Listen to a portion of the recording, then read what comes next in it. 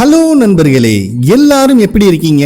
இன்னைக்கு நம்ம Seoul busters டிராமாவோட அடுத்த எபிசோட தான் பார்க்க போறோம். டிராமாவோட ஓப்பனிங்லயே டாக்டரை பார்த்த கண்ணாடிக்காரன் ஷாக் ஆயிருக்கான். என்னடான்னு பார்த்தா இவனுக்கு ஃபேமிலி பிளானிங் பண்றேங்கிற பேர்ல 3வது குழந்தைக்கு ஹெல்ப் பண்ணாரு பாத்தீங்களா, அந்த டாக்டர் தான் அந்த இடத்துல இருக்காரு. ஐயா சாமி, நீ என்னையா இங்க பண்ற அப்படின்னு கேட்கும் போது அது ஒரு பெரிய கதடா. ஆனா அதுக்கு முன்னாடி நான் உங்கள்கிட்ட ஒரு மன்னிப்பு கேட்டுக்கிறேன். போன டைம் தப்பு நடந்திருக்கலாம், ஆனா இந்த டைம் உனக்கு பட்ட அடியில மொத்தமா கிளி செத்து போச்சு. இனிமேல் உனக்கு குழந்தை பிறக்கவே பிறக்காது அப்படின்னு சொல்லிடுறாரு. இத கேட்கிற கண்ணாடிக்காரனுக்கு சந்தோஷம் தாங்க முடியல. ஐயா உண்மையதான் சொல்றீங்களா அப்படிங்கிற சந்தோஷத்துல அந்த டாக்டரை கட்டி பிடிச்சிட்டு இருக்கா. இவனுக்கு தான் குழந்தை பிறக்காதே அப்படிங்கிற கான்பிடென்ட்ல அந்த நர்ஸ்காரியை கட்டி பிடிச்சிட்டு இருக்கா. இப்ப சீனியர் இருந்துட்டு மாடர்ன் சயின்ஸ் பிரகாரம் இவனுக்கு குழந்தை பிறக்காதுன்னு சொல்லிட்டாங்க. ஆனா லைஃப்ல எதுவுமே பிளான் பண்ணபடிதான் நடக்காதே. எதிர்பாராததை எதிர்பாருங்கள், அதுதானே வாழ்க்கை அப்படின்னு சொல்றாரு. அப்படியே மறுபடியும் பிளாஷ்பேக் கூட்டு போறாங்க. கண்ணாடிக்காரனோட ஒய்ஃபை செக் பண்ண இன்னொரு டாக்டர் அவ பிரெக்னண்டா இருக்கா அப்படிங்கிற விஷயத்த சொல்றாங்க. இத கேட்கும் போது 2 பேத்துக்கும் தூக்கி வாரி போட்டுருது. அப்ப கண்ணாடிக்காரர் வந்துட்டு இல்ல மேடம், நல்லா செக் பண்ணி பாருங்க, ஆல்ரெடி ஒரு டாக்டர் சொல்லிட்டாரு 100% எனக்கு குழந்தை பிறக்காதாமா அப்படின்னு சொல்றான். அப்ப இந்த டாக்டர் இருந்துட்டு 100% அப்படிங்கிறது எந்த விஷயத்திலையும் யாருனாலையும் சொல்ல முடியாதுப்பா. அது மட்டும் இல்லாம இத்தனை விஷயத்தை தாண்டி பிறந்திருக்குன்னா அந்த அளவுக்கு நீ ஹார்ட் ஒர்க் பண்ணிருக்கப்பா. மிராக்கிள் ஹேப்பன்ட், உங்க வாழ்க்கையிலும் நடந்துருச்சு, சந்தோஷமா ஏத்துக்கோங்க அப்படின்னு சொல்லிடுறாங்க. ஆனா இவங்க 2 பேத்துக்கு தான் பக்கோன்னு இருக்கு. இதோட நிறுத்தினா பரவாயில்ல, எல்லா டாக்டரையும் கூப்பிட்டு கிளாப் பண்ண வைக்கிறாங்க. ஏன்னா இந்த மாதிரி ஒரு மிராக்கிள் நடந்ததே கிடையாதாமா. ஒரு டாக்டர் ஜாப்பனீஸ்ல வாழ்த்து சொல்றாரு, இன்னொருத்தர் மேண்ட்ரின், இன்னொருத்தர் இங்கிலீஷ்னு சொல்லிட்டு ஒவ்வொரு லாங்குவேஜ் டாக்டரும் விஷ் பண்றாங்க. கடைசியா கண்ணாடி போட்ட ஒரு டாக்டர் இருக்காரு பாத்தீங்களா, இவரு தான் எல்லாத்துக்கும் காரணம். ஆனா டீசெண்டா கொரியால விஷ் பண்ணிட்டு இருக்காரு. பாவம் இந்த கண்ணாடிக்காரனோட ஒய்ஃபுக்கு சிரிக்கிறதா அழுகிறதான்னு தெரியல, பைத்தியம் மாதிரி பண்ணிட்டு இருக்கான். ஆனா கண்ணாடிக்காரன் தான் கதறி கதறி அழுதுட்டு இருக்கான். ஸோ போலீஸ் ட்ரைனிங்ல இவன் கஷ்டப்பட்டு உழைச்சதுனால தான் இவனோட ஒவ்வொரு உயிரணுவும் இவ்வளோ ஸ்ட்ராங்கா இருக்கு அப்படிங்கிற விஷயத்த சீனியர் சொல்றாரு. இதை எங்கேயோ இருந்து கேட்டுக்கிட்ட குண்டு பையன் இருந்துட்டு, ஐயா என்னையும் மிலிட்டரி சர்வீஸ்க்கெல்லாம் கூப்பிட்டாங்க, நான் போக மாட்டேன்னு சொல்லிட்டேன். இதுக்கப்புறம் நான் ஒரு முடிவு எடுத்துட்டேன், நாட்டுக்காக சேவை பண்ணாம விடமாட்டேன் அப்படின்னு ஆக்ரோஷமா பேசிட்டு இருக்கானுங்க. சரி, இவனுக்கு தான் ஏதோ வயசு கோளாறுல பேசுறானுங்கன்னு பார்த்தா இந்த ரெஸ்டாரண்டோட ஓனரு நல்லா எகிப்தியன் காலத்து 8 கால் பூச்சி மாதிரி இருந்துட்டு, நான் பாரை க்ளோஸ் பண்ண போறேங்க, இதுக்கப்புறம் நானும் சர்வீஸ் தான் பண்ண போறேன் அப்படின்னு ரொம்ப ஆக்ரோஷமா அவரும் பேசுறாரு. நெக்ஸ்ட் டே கண்ணாடிக்காரன் போலீஸ் ஸ்டேஷன்ல சிவனேன்னு உச்சா போயிட்டு இருக்காங்க. அவனை வந்து இவனுக்கு 2 பேரும் குறுகுறுன்னு பார்த்துட்டு இருக்கானுங்க. என்னடா விஷயம்னு கேட்கும் போது சீனியர் இருந்துட்டு, ஜூனியர் கிட்ட உன் கதையெல்லாம் சொன்னேன், உன்னை பார்த்து ரொம்ப இம்ப்ரெஸ் ஆயிட்டான், இனிமேல் உன்னை மாதிரி தான் அவனும் இருக்க போறானாமா அப்படின்னு வேற ஏத்தி விடுறாரு. கண்ணாடிக்காரன் எதுவுமே பேசாம அங்கிருந்து பல்ல கடிச்சிட்டு கிளம்பிடுறான். ஆனா இவனுக்கு 2 பேர்த்த பார்க்கணுமே, இவன் அளவுக்கு நம்மளால ஸ்ட்ராங்கா இருக்க முடியுமா அப்படின்னு மாத்தி மாத்தி பாத்துக்கிறானுங்க. வெளியே வந்த கண்ணாடிக்காரனுக்கு பெருமை வேற, மெடிக்கல் ஹிஸ்டரியவே தவிடுபொடி ஆக்கிட்டோம், நமக்கெல்லாம் இது ஜுஜுபிடா அப்படின்னு ஸ்லோ மோஷன்ல கெத்தா ஒரு வாக் போடுறான். நெக்ஸ்ட் சீன்லயே ஒரு ஸ்கூல் வேன்ல இருந்து இறங்குற குழந்தைங்களை அவங்க பேரண்ட்ஸ் எல்லாம் ரிசீவ் பண்ணிட்டு இருக்காங்க. அப்ப கியூட்டா ஒரு பொண்ணு நடந்து வரா பாத்தீங்களா, இவ பேர் யூனா. அங்க மாஸ்க் போட்டு மூஞ்சி ஃபுல்லா மறைச்ச மாதிரி ஒரு ஆளு கையில பொம்மையை வச்சு நின்றுட்டு இருக்காரு. இந்த பொண்ணும் அவர்கிட்ட போய் அந்த பொம்மையை வாங்குறா. அப்படியே இறங்கிட்டு இருக்கிற மற்ற குழந்தைகளை காட்டிட்டு மறுபடியும் இந்த சைடு கேமராவை திருப்புறாங்க. அந்த முகத்தை மறைச்சவனையும் காணோம், அந்த குழந்தையும் காணோம். சோ பயபுள்ள கிட்னாப் பண்ணிட்டான். அந்த ஸ்கூல் வேன் அங்கிருந்து கிளம்புனதுக்கு அப்புறம் தான் அந்த யூனாவோட அம்மா அந்த இடத்துக்கு வராங்க. அந்த குழந்தையோட பேரை சொல்லி அங்கேயும் இங்கேயும் கத்தி தேடுறாங்க. பட் அந்த குழந்தை அங்க எங்கேயுமே இல்ல. பாவம் ரொம்ப பயந்து போயிடுறாங்க. ஸ்டேஷன்ல இருக்கிற நம்ம ஆளுகளுக்கும் இந்த இன்ஃபர்மேஷன் கிடைக்குது. ஸோ அந்த யூனாவோட அப்பா அம்மா கிட்ட விசாரிக்கிறதுக்காக நம்ம டீம் அங்க வந்திருக்காங்க. ஸோ பேரண்ட்ஸ் சொல்றதை வச்சு பார்க்கும்போது இந்த காம்ப்ளெக்ஸோட பேக் சைட் கேட்டு கிட்ட மணி அப்ராக்சிமேட்டா ஒரு 3:10 இருக்கும். அந்த டைம்ல தான் அந்த பொண்ணு மிஸ் ஆயிருக்கான்னு தெரிய வருது. அதுக்கப்புறம் மின்னு இருந்துட்டு யூனாவோட டீச்சர் சொன்னதை வச்சு பார்த்தா வாரம் வியாழக்கிழமை அவளை அவரோட அங்கிள் தான் பிக்கப் பண்ணுவாராமா அப்படின்னு ஒரு கொஸ்டினை கேட்கிறா. அதுக்கு இந்த யூனாவோட அப்பா இருந்துட்டு, ஆமா அவரும் இதே காம்ப்ளெக்ஸ்ல தான் ஸ்டே பண்ணியிருக்காரு, சில சமயம் என் ஒய்ஃபுக்கு வேலை அதிகமா இருக்கும்போது அவரு தான் என் பொண்ணை பிக்கப் பண்ணுவாரு, இன்னைக்கு அவளுக்கு கிளாஸ் முடிய லேட் ஆகும்னு சொல்லி அவருக்கு கால் வந்திருக்கு, ஸோ என் ஒய்ஃப் பிக்கப் பண்ணுவான்னு அவரு நினைச்சிட்டாரு அப்படிங்கிற விஷயத்த சொல்றாரு. அப்ப ஹீரோ இருந்துட்டு, அது என்ன வியாழக்கிழமை மட்டும் அங்கிள் பிக்கப் பண்றாரு, புது ரூல்ஸா இருக்கான்னு கேட்கும்போது யூனாவோட அப்பா இருந்துட்டு, என்னோட ஒய்ஃபும் ஒரு கிரேட் ஸ்கூல்ல டீச்சரா தான் இருக்கா, வியாழக்கிழமை மட்டும் அவ வரக்கு கொஞ்சம் டைம் ஆகும், அதாவது யூனா வீட்டுக்கு வந்து 1/2 மணி நேரத்துக்கு அப்புறம் தான் இவ வருவா, அதனால எங்களுக்கு ஹெல்ப் பண்றதுக்காக தான் அவங்க அங்கிள் பிக்கப் பண்றாரு அப்படிங்கிற விஷயத்த சொல்றாரு. ஆனா கண்ணாடிக்காரனை பார்க்கணுமே, அந்த யூனாவோட ஐடி கார்டை பார்த்து ரொம்ப ஃபீல் பண்ணிட்டு இருக்கான். ஏன்னா இவனுக்கும் 4 பொண்ணுங்க இருக்குல்ல, அந்த வலி இவனுக்கு தெரியும். பாவம் இந்த யூனாவோட அம்மா தான் இது எல்லாத்துக்கும் நான் தான் காரணம் சொல்லி அவங்களே ப்ளேம் பண்ணி ரொம்ப ஃபீல் பண்ணி அழுதுட்டு இருக்காங்க.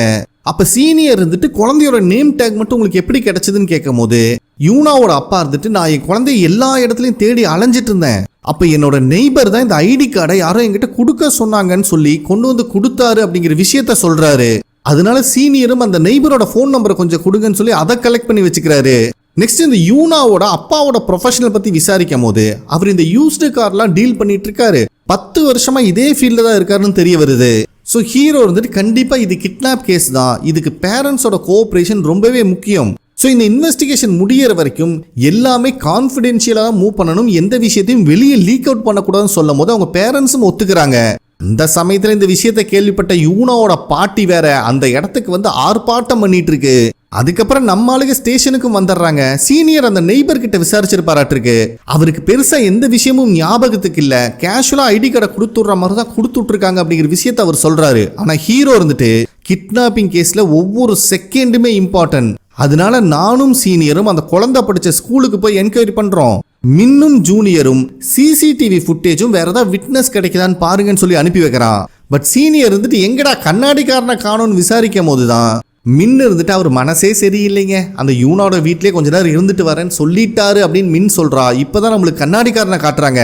அவனே பாவம் எப்படியாவது அந்த தொலைஞ்சு போன பொண்ணை கண்டுபிடிக்கணும்னு வெறியில இருக்கான். இதுல அவனோட பொண்ணுங்க வேற கால் பண்ணி இந்த பெட்ரூம் என்னோடதுன்னு ஒரு பொண்ணு சொல்லுது, இன்னொரு பொண்ணு இந்த பெட்ரூம் எனக்கு தான் வேணும்னு சண்டை போடுது. இவரு தான் பஞ்சாயத்து பண்ணிட்டு இருக்காரு.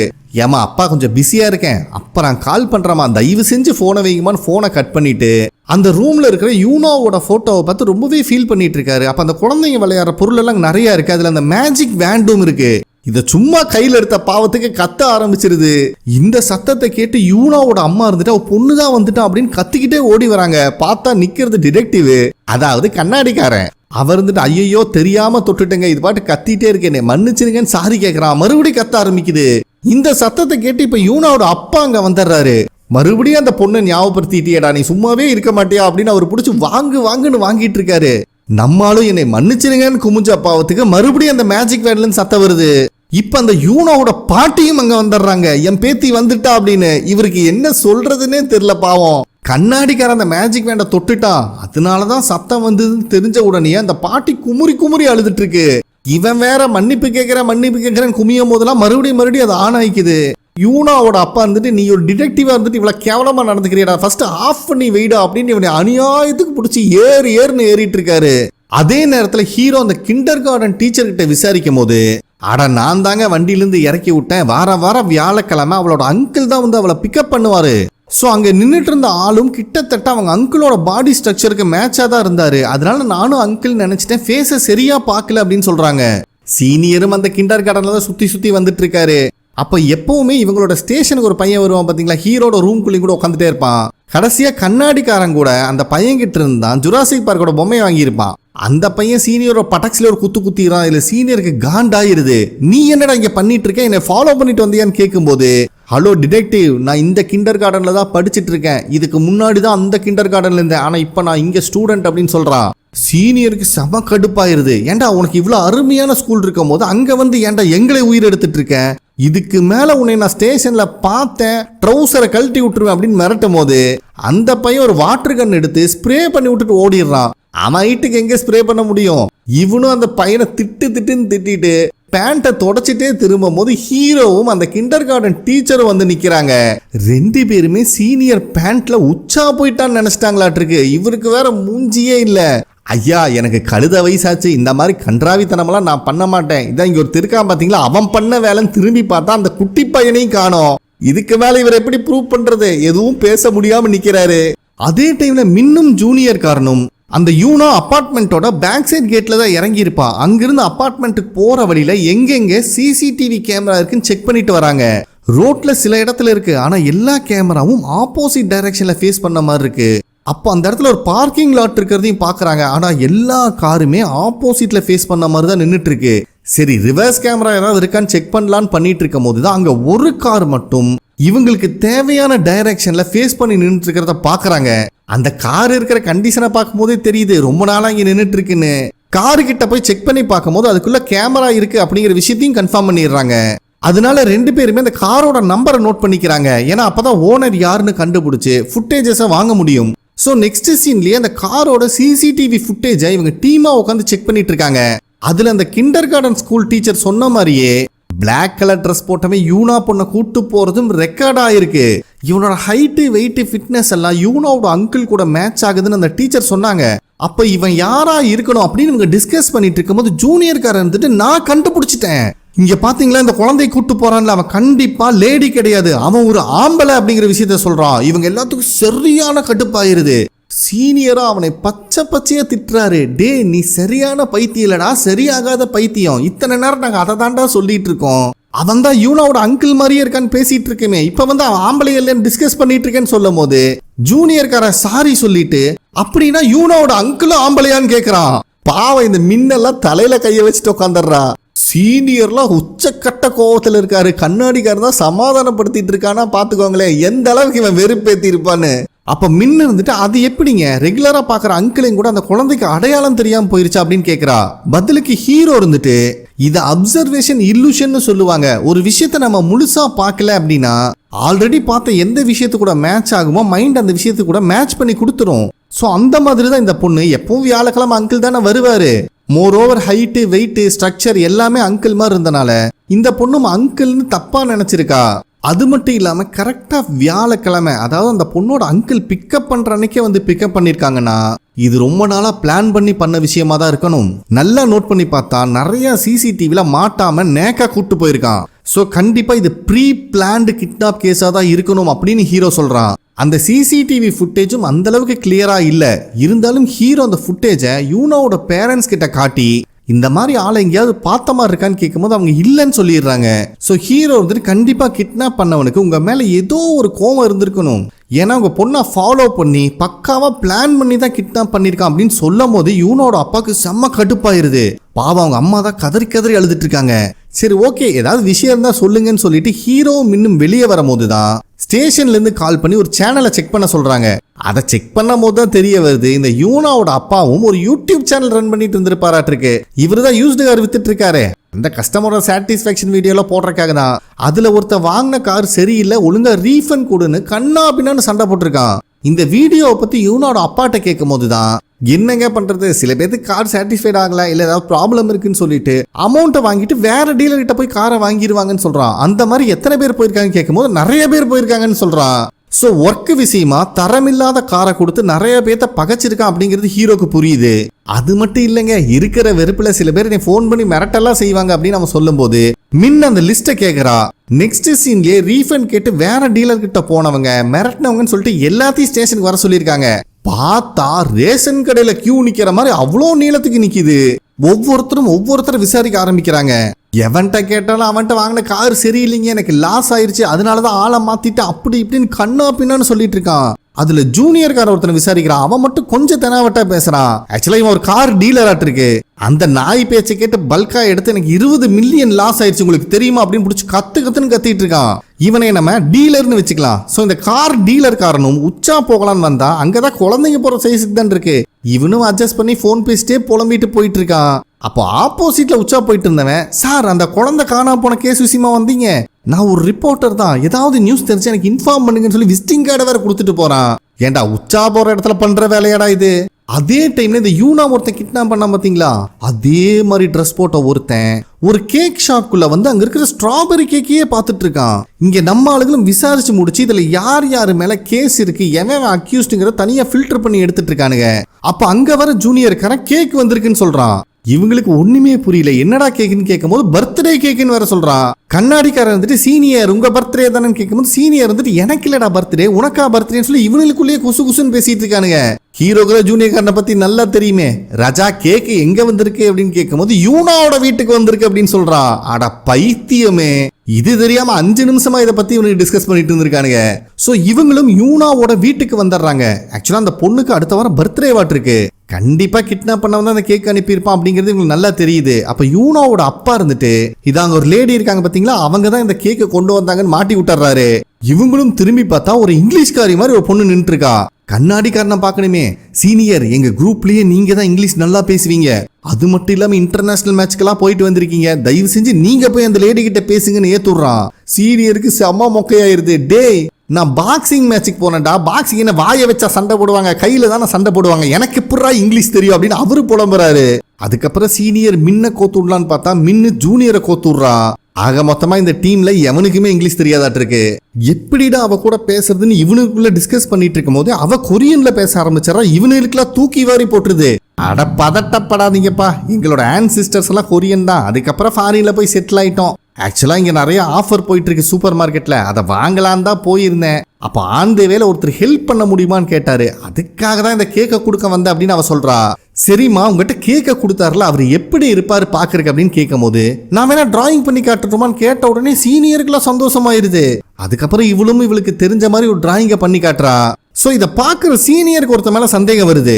வேற யாரும் இல்ல, ஜூனியர் ஒரு கார் டீலர் என்கொயரி பண்ணிட்டு இருந்தான் பாத்தீங்களா, அவன் ஏதோ பாக்குறதுக்கு இதே மாதிரி இருக்கிற மாதிரி சீனியருக்கு தோணுது. அதனால மறுபடியும் அவனை ஸ்டேஷனுக்கு வர சொல்றாங்க விசாரிக்கிறதுக்கு. இந்த டீலரும் வந்துடுறான். ஐயா, இதுக்கு முன்னாடி என்னமோ சின்ன சின்ன பிரச்சனை பண்ணிட்டு இருந்ததெல்லாம் உண்மைதான், ஆனா இதுக்கு எனக்கு எந்த சம்பந்தமும் இல்லைன்னு சொல்லும் போது சீனியர் ஒத்துக்க மாட்டேங்கிறாரு.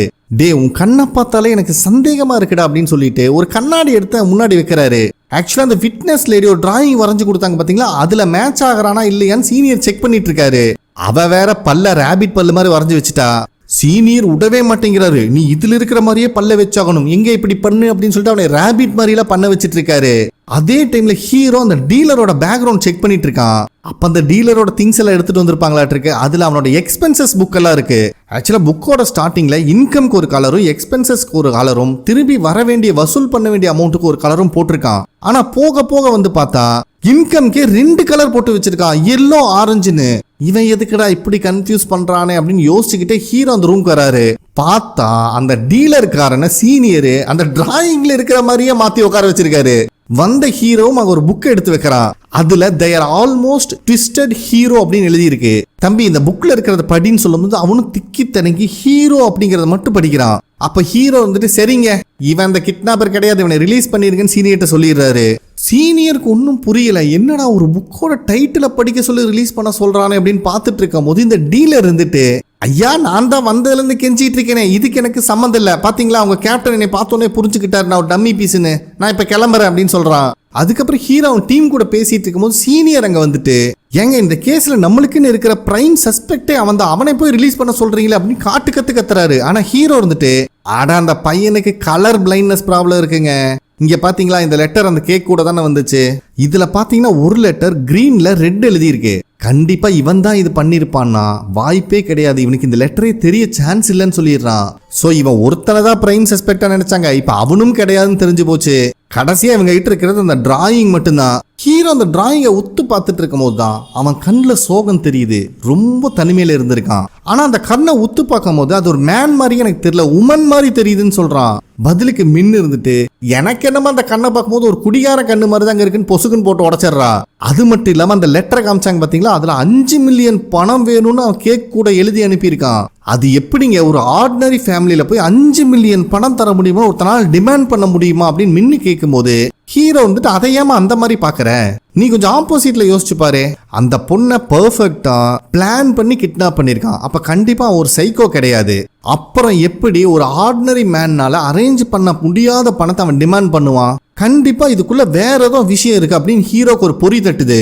அதே நேரத்துல பாவம் இந்த யூனாவோட அம்மா அந்த போட்டோ வச்சு ரொம்ப ஃபீல் பண்ணிட்டு இருக்காங்க. அப்ப அங்க வர ஹஸ்பண்ட் இருந்துட்டு, ஏமா காலையில இருந்து சாப்பிடாம இருக்க, கொஞ்சமாவது சாப்பிடுன்னு சொல்றாரு, அதையும் கேட்கிற மாதிரி இல்ல. அப்ப கரெக்டா ஒரு மொபைலுக்கு ஒரு கால் வருது. இவங்களும் ஒருவேளை கிட்னாப்பரா இருப்பானோ அப்படின்னு பயந்துகிட்டே அட்டன் பண்ணா, அது ஒரு ரிப்போர்ட்டர், உங்க குழந்தை காணாம போச்சாமா, அது சம்பந்தமா தான் கொஸ்டின் கேட்கணும்னு சொல்றான். கோவத்துல ஒரு போனை கட் பண்ணிடுறாரு. யூனோட அம்மாவும் மொபைல் எடுத்து பார்த்தா கண்டமேனிக்கு மெசேஜ் வந்திருக்கு, உங்க பொண்ணு காணாம போயிட்டாலாமா, அந்த சம்பந்தமா நாங்க கொஞ்சம் கேள்வி கேட்கணும் அப்படி இப்படின்னு மெசேஜ் அனுப்பியிருக்கானுங்க. ஸோ இவங்க கான்ஃபிடென்ஷியலா பண்ணிட்டு இருந்த இன்வெஸ்டிகேஷன் இப்போ மொத்தமா வெளியே வந்துருச்சு, யார் லீக் அவுட் பண்ணான்னு தெரியல. அதனால அந்த குழந்தையோட அம்மாவுக்கு ரொம்ப பயம் ஆயிருது, ரொம்ப கத்தி கதறி அழுதுட்டு இருக்காங்க பாவம். நெக்ஸ்ட் டே நியூஸ்ல ஃபுல்லா இந்த விஷயம் தான் ஓடிட்டு இருக்கு, இதை நம்ம ஆளுகளும் பார்த்துட்டு இருக்காங்க. அப்ப அங்க வர கண்ணாடிக்காரன் யூனோட பேரண்ட்ஸ் இந்த கேஸை லீக் பண்ணது நம்ம தான் ப்ளேம் பண்றாங்க அப்படின்னு சொல்றான். இந்த சமயத்துல ஹீரோக்கு கமிஷனர் கிட்ட இருந்து கால் வருது. இவனும் போனை பேசி முடிச்சவன் இதுக்கு மேல இந்த கேஸ்ல நம்மளை இன்வால்வ் ஆக வேண்டாம்னு சொல்லிட்டாங்க.